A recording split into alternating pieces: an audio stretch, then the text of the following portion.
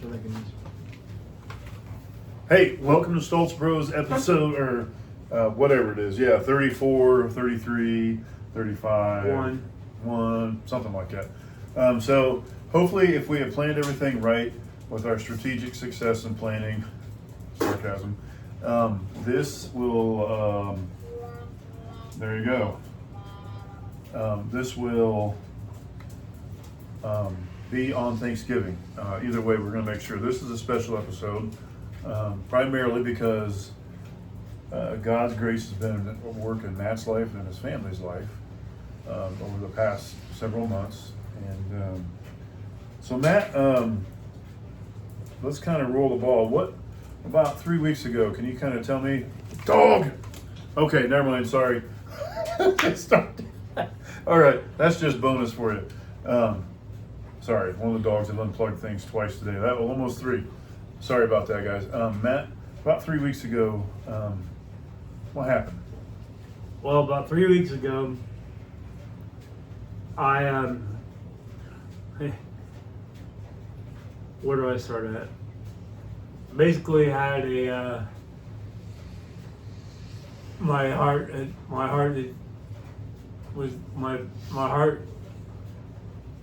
beat was low, blood pressure was really low. I was walking back from the bathroom to get back to my chair, and back then I weighed that day I weighed 362 pounds, and I was bloated up like a balloon. And what I mean by that, my body was retaining water. My belly, my legs, my feet looked like elephant's feet. Mm-hmm. And I was walking back from the bathroom, just walking 10 feet. Literally wore me out to where I passed out.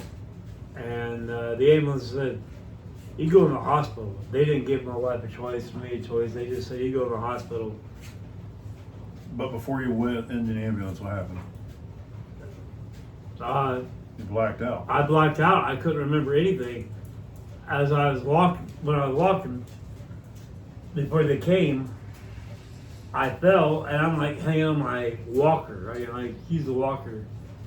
Back then, I still kind of use it a little bit now, but I was like hanging like a spread eagle on my walker, and my wife called the ambulance. They come to do what they call a lift assist. That's all we wanted for, was a lift assist. And when they tried to pick me up, off my walker, I literally blacked out and hit the floor. And then when I came through again, they tried to pick me up, and I blacked out again to where my lips were turning blue and I was turning purple.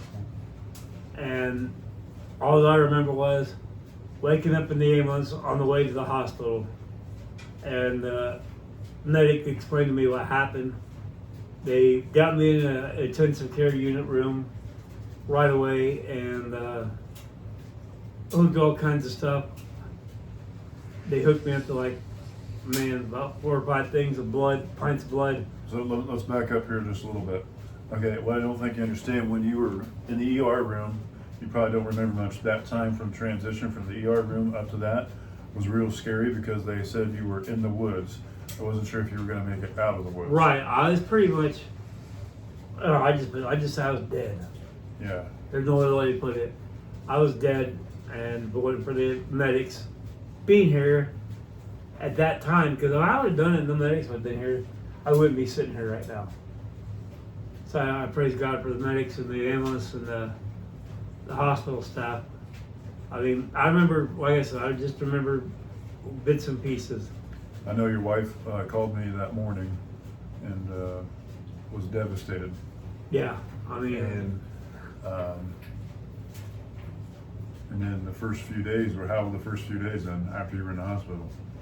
I was in the intensive care unit for probably about 3 days. Okay. I was hooked up to blood. They were pumping blood in me. I think they put, because my hemoglobin? Yeah, I was way down. Basically, my white cells were higher than my red blood cells. I couldn't keep oxygen at the right level, so. How many pints did you put in? They put in you? 9. Okay, I don't know if the body has that many. So there's significant shortage of blood, significant problems with your kidneys not processing fluid off. Right, right, and that's what it came down to. I spent 3 days in intensive care unit. Then they took me out of intensive care and put me in what they call PCU. It's in between general care and intensive care. I mean, they were watching me. I couldn't sleep because they're coming in every 2 hours. I fall asleep. When I fall asleep, Mr. Stalls, they come. I'm like, man, why do you gotta keep poking me? I was there for probably about, man, a week and a half. Oh, in the PCU. In PCU, maybe not a little bit over, maybe a week and 1 day, and then when they finally moved me to general care, I was so happy because I could get sleep. Yeah. They only came in every 4 hours to check me. I think at one point in time, your wife said you were asleep for like 18 or 20 hours in a row. Yeah, yeah. And how much fluid were they pulling off? Well, I'll give you a good example. I weighed 352 pounds when I went into the hospital, or 62. I came out of the hospital weighing 260. Wow. They pulled off 100 pounds of fluid off me in the hospital. And since then, right now, I'm about 245. Praise God. And because I'm on dialysis now. Mm-hmm. They're saying dialysis is only going to be short term for me because I have acute kidney disease. So that basically the dialysis is doing most of the work, making it easy for my kidneys to build up to where they need to be. And every time I go to dialysis, they pull off 1 liter, 3 liters of water. Now it's below 1 liter. Wow. So if you think about it, the hospital is pulling off. They pulled off probably about 5 gallons of water out of it. If you think about it. Yeah. 5 gallons. You look at a gallon of milk, you think no big deal, but you put 5 of them together. That's a lot. And I remember from the last time I saw you to now, your legs were wrapped. So here's a praise. His legs are no longer wrapped. His arms were swollen. Now they're not. His feet are regular size. I was such a big balloon. My wife had to help me get up out of anywhere I was sitting. She had to help me. She had to help me walk, even though I was using a walker. Walking was hard for me. Moving my arms was hard for me. I couldn't do things that what normal people do, that we take for granted. I couldn't play with my grandkids that much. I always had to be reclined in my chair. I couldn't do anything. You can't walk. I couldn't turn over on my side. But when I first got to the hospital, the nurses had to turn me over. When I left the hospital, because I lost the weight, I was doing things. Things were coming back naturally to me, like they are now. I mean,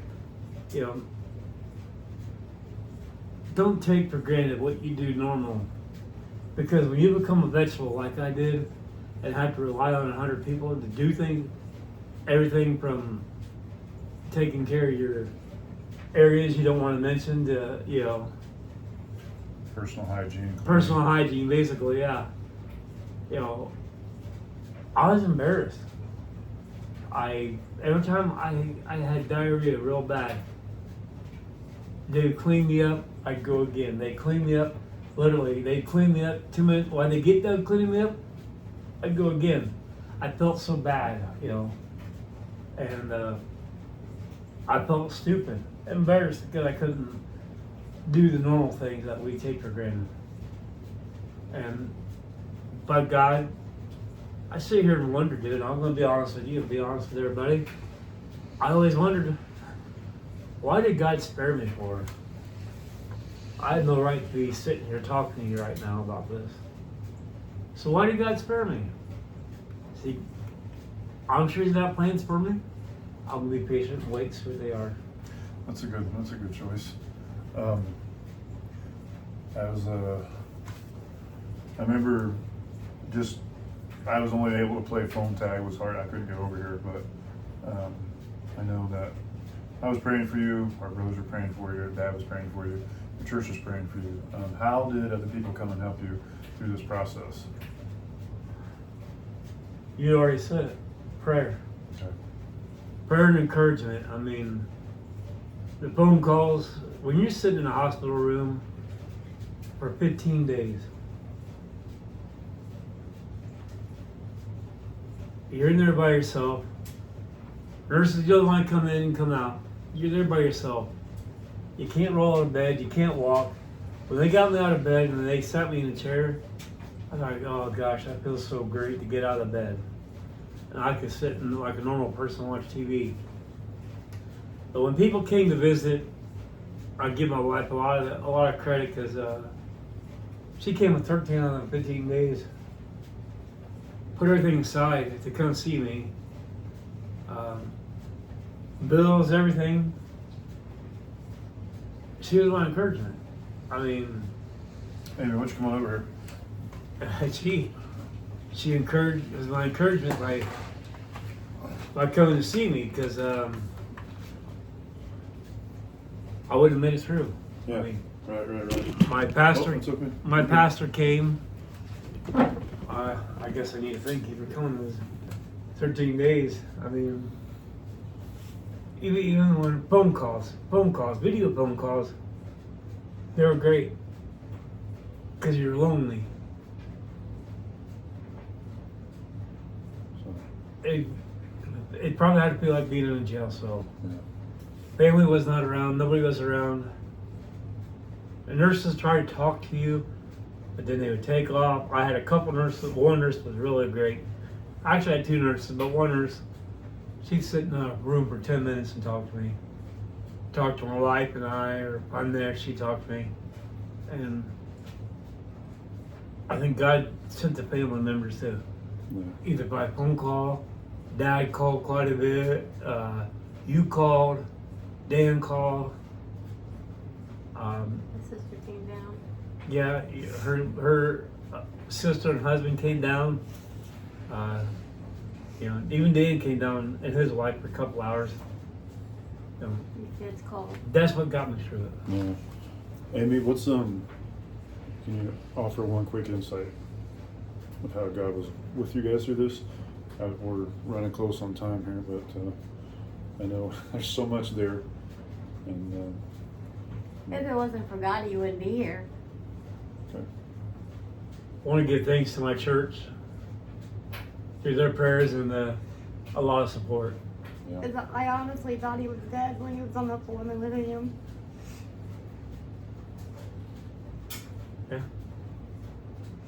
Now by the time you see this video, I'm moving around good, walking good. Hopefully I lose more weight. That's the goal.